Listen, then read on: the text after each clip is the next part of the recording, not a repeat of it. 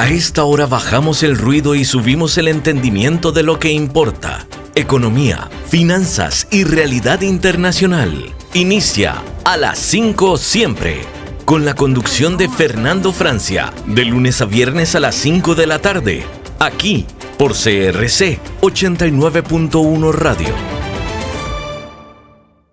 Bien, y gracias por continuar en sintonía. Perú vuelve a una escena conocida, pero no por eso menos inquietante. Una elección fragmentada, un conteo lento, una segunda vuelta casi inevitable y una sensación persistente de que el sistema político no logra salir de su crisis. Keiko Fujimori encabeza el escrutinio parcial y ya se perfila hacia una nueva segunda vuelta, mientras el segundo lugar sigue disputado entre Rafael López Aliaga y Jorge Nieto, con un país otra vez obligado a esperar varios días, semanas, para saber quiénes competirán, unos días para saber quiénes competirán por la presidencia ya el 7 de junio en la segunda vuelta. El problema no es solo electoral, ningún candidato de los muchos que había se acerca siquiera al 20% y el proceso vuelve a exhibir la debilidad de representación, la desconfianza pública y la incapacidad del sistema para producir una salida clara. Para conversar de esto, para enterarnos un poco de qué más está pasando en Perú, qué otras repercusiones deja este conteo, nos acompaña Clara Elvira Ospina, periodista con muchos años de experiencia en algunos de los medios más importantes de Colombia y Perú. En Lima dirigió el Sistema Informativo de América, Televisión y Canal N, y actualmente trabaja en Epicentro TV.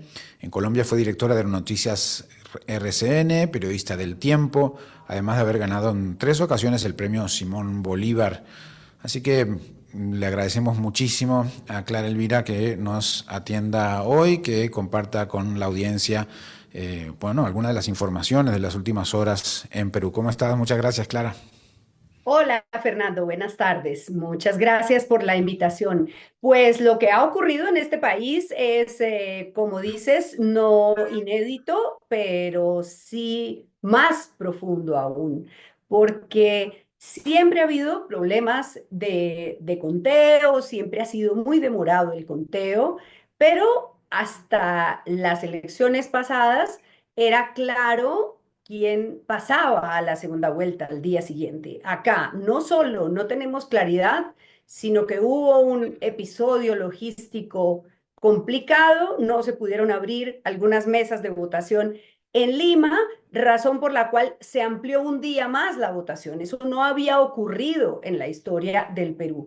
Y ahora tú has mencionado a 2 candidatos que se disputan el segundo lugar, pero realmente son 3 y el tercero tiene todos los pronósticos para pasar al segundo, al que está de segundo y al que está de tercero, el que está de cuarto, digamos. Es complicado, me enredé en esta explicación, pero hay 3 disputándose el segundo lugar y el que está más abajo es el que viene con un ritmo de crecimiento muy grande. Hay que entender cómo funciona la composición etnográfica y política en el Perú para entender lo que está pasando, y es que la llegada de las actas de más lejos, pues es obviamente más demorada, y el candidato que es preferido en las zonas rurales, en las zonas más apartadas, es el que hoy está de cuarto y que, según la predicción del conteo rápido integral de NDI, la Asociación Civil Transparencia y una encuestadora muy seria, que es Ipsos Perú, sería quien pasaría a segunda vuelta, pero estamos a 80% de conteo y no va a terminar el conteo esta noche. Bueno, yo daba casi que en segunda ronda el segundo lugar, pero evidentemente hay que ser más cautos, ¿no? Hay que esperar, porque 80%, aunque es alto, dado las diferencias tan bajitas, no dan, ¿verdad?, para establecer un criterio ya fijo. La que sí aparentemente estaría plantada en segunda ronda es Keiko Fujimori, ¿no? Absolutamente. Keiko Fujimori tiene más de 2 millones de votos, está con 17%. Keiko está asegurada en segunda vuelta, pero claro, el segundo lugar puede ser a quien has mencionado, es Rafael López Aliaga, un candidato de derecha radical, religioso, que ha profundizado la postura de la derecha y es, como ya está claro, en Perú es más de derecha que Keiko Fujimori, ¿no? Es un hombre preferido por las clases altas, preferido por las zonas urbanas, cercano a todo este combo Milei, Trump, Vox, ¿cierto? Muy radical. Sería la primera vez que Keiko Fujimori pasara a segunda vuelta con alguien de más de derecha que ella, ¿no? El siguiente es Jorge Nieto Montesinos, la gran sorpresa de las elecciones, un hombre más de centro que militó en la izquierda y que es preferido por clases altas y medias de las ciudades, urbanos. Su voto es absolutamente urbano. Y el otro, el que está de cuarto, digamos, es Roberto Sánchez, ha asumido la herencia de Pedro Castillo y es absolutamente rural y provinciano. En Lima obtuvo el 3% de los votos, pero hay regiones en donde tiene el 70% de los votos, ¿no? Las regiones más pobres, más marginadas, Ayacucho, Cusco, tiene una votación muy alta, así que está tratando de reeditar y ha sido como un imitador de Pedro Castillo, ha salido con el sombrero de Pedro Castillo y tiene mucho de su voto. También en la ideología política es heredero de Pedro Castillo.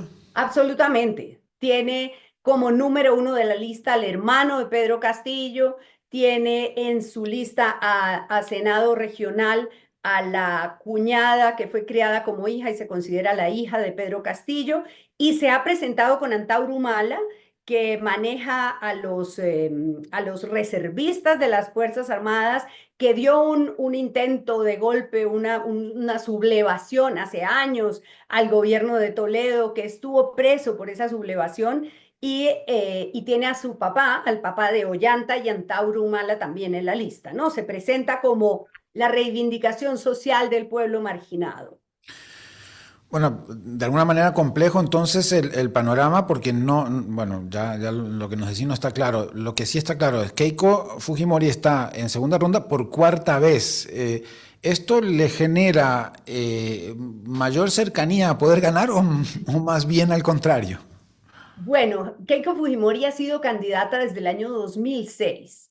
Fue candidata al Congreso en el 2006, ¿no? Y de ahí para adelante ha sido, como dices, 4 veces candidata presidencial, pasó a segunda vuelta, ¿no? Con Humala, con Pedro Pablo Kuczynski, con Castillo, con los tres perdió, y la cultura popular que es tan cruel con los perdedores dice que si se enfrenta a Keiko Fujimori un panetón, ¿no? Un panetón de estos de Navidad, gana el panetón, ¿no? Pero esta vez la situación es distinta, ¿no? Los dos candidatos, el de la derecha radical y el de la izquierda radical, generan mucha resistencia en sectores de centro, ¿no? En sectores que en su momento apoyaron a Kuczynski, apoyaron a Humala, apoyaron a Castillo, que están hoy, dirían, no se irían con Rafael López Aliaga, que es muy radical de derecha, ni con Roberto Sánchez, eso todavía está, falta un montón, pero con Roberto Sánchez también tendrían una prevención porque quedaron curados después de haber apoyado a un Castillo que fue un desastre en el gobierno y que terminó dando un autogolpe, un golpe de Estado fallido.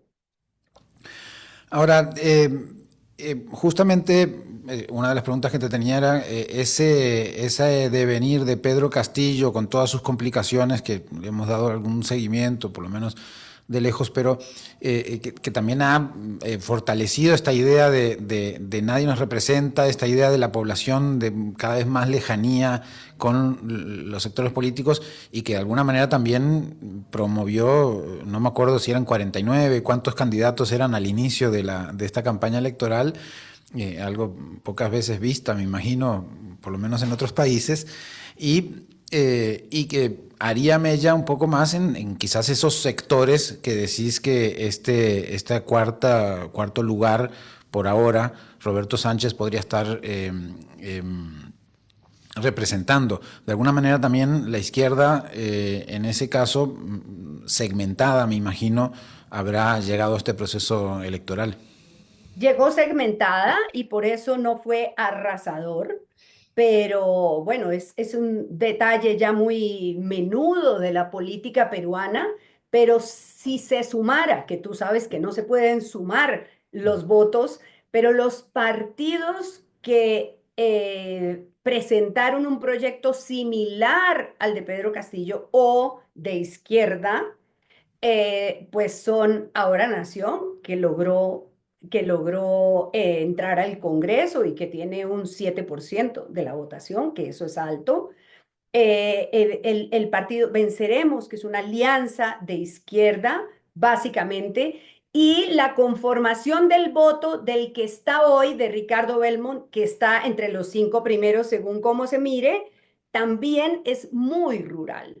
Así que todo ese electorado, probablemente si llegara a pasar Roberto Sánchez, seguiría a Roberto Sánchez, pero todo obviamente puede cambiar. Lo que sí es cierto es que el fenómeno Castillo no se entendió completamente en el Perú. En el Perú se entendió que Pedro Castillo fue un desastre de gobierno, que dio un golpe y que adiós. Salimos de Pedro Castillo. Y eso no es verdad y lo están demostrando estos votos. O sea, la gran noticia hoy es entender que Pedro Castillo se volvió un actor relevante en la política, no por ser él, sino porque toda la gente que se sintió representada en su momento por él entiende que tiene que encauzar un proyecto político. Es gente que nunca la han considerado, que la han terruqueado, que es como se dice en Perú cuando te dicen que eres terrorista, ¿no?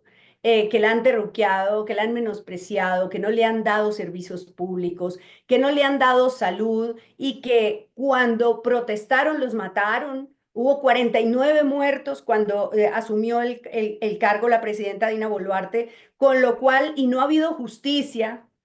Esa gente siente que tiene que decir, mi voto también vale, Ujú. yo también tengo una voz. Y esa fractura tan profunda en el Perú sigue sin resolverse. Más bien, siento que se ha profundizado cuando consideran que a Castillo lo tumbaron, que Castillo no se sacó del cargo él solo con esa tontería que hizo, sino que a él lo tumbaron con la presión política que le hicieron, que lo llevó a dar ese golpe. Y por el otro lado, la también complicada presidencia de Dina Boluarte, desde su ascenso hasta su salida, pensaría que también podría cobrarle factura a los sectores más de derecha y conservadores del Perú. Entonces teníamos, por lo menos en el papel, como que todo estaba muy desgastado, ¿no? Por un lado y también por el otro.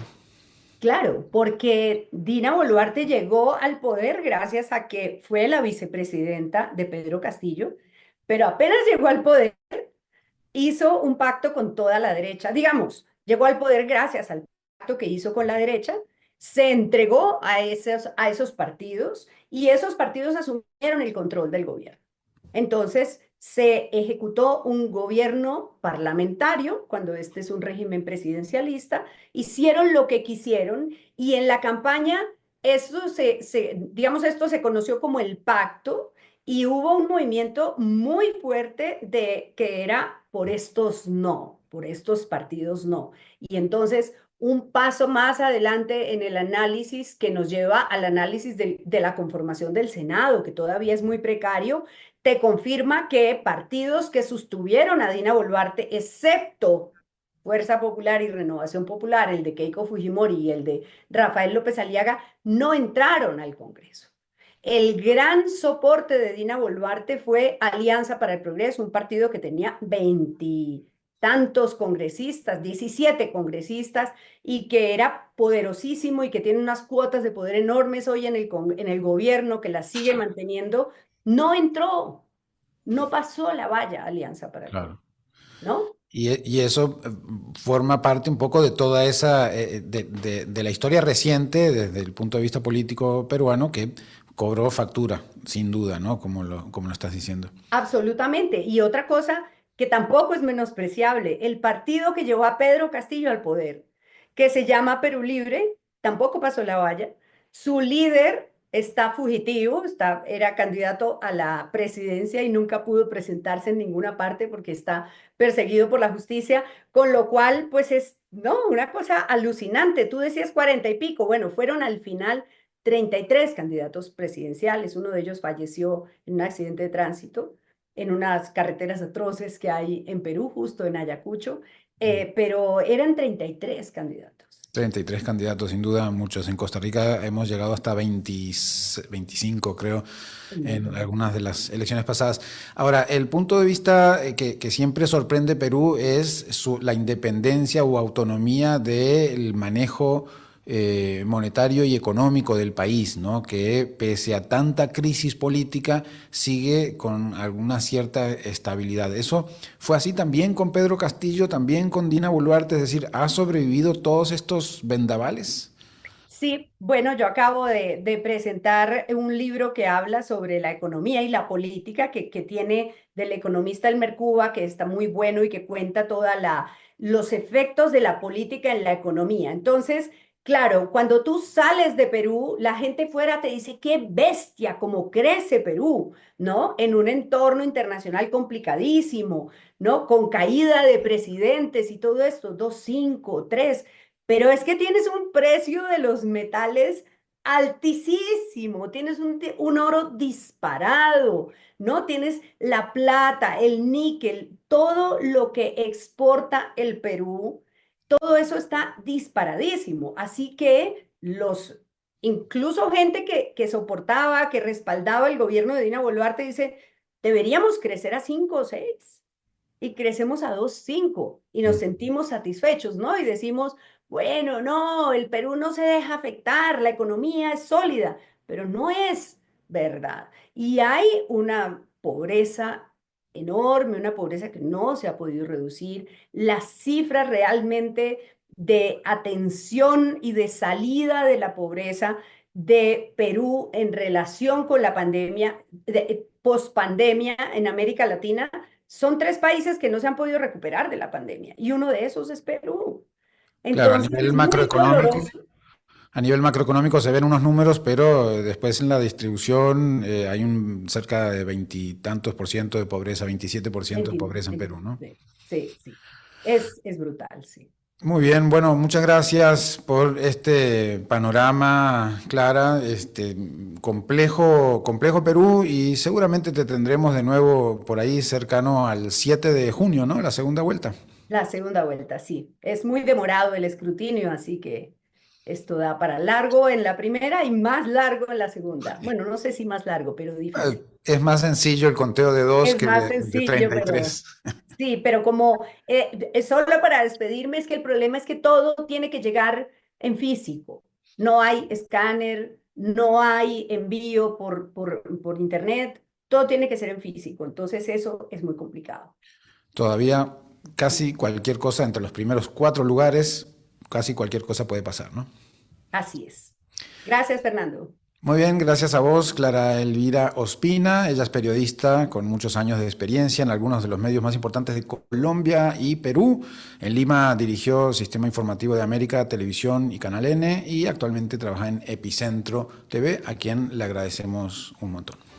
Bien, amigos, y con esto llegamos al final. Gracias por esta tarde que compartimos y que nos informamos de cómo está el mundo, cómo está en temas de economía, finanzas y geopolítica, con producción de Mauricio Sandoval desde Bogotá, David Guerrero en Controles RC 891 Radio. Me despido, nos vemos en 23 horas. Hasta la próxima.